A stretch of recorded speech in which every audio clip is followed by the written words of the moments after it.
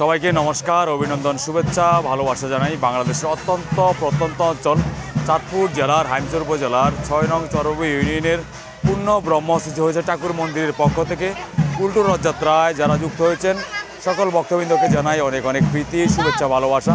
এটি বাংলাদেশের অত্যন্ত প্রত্যন্ত একটি অঞ্চল হলেও এখানে সনাতন ধর্মাবলম্বী সেই প্রাচীন সময় থেকে বসবাস করে থাকেন।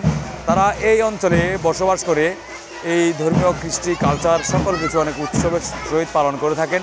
তারা আজ এই উল্টো রথযাত্রায় তারা সনাতন ধর্মাবলম্বীরা এই ভক্তবৃন্দকে নিয়ে উল্টো রথের আয়োজন করেছেন। উল্টো রথটি চাঁদপুর জেলার হাইমচর উপজেলার ৬ নং চরবি ইউনিয়নের বিভিন্ন অঞ্চলে পরিদর্শন করে আমার মন্দির প্রাঙ্গণে ফেলে যাচ্ছে।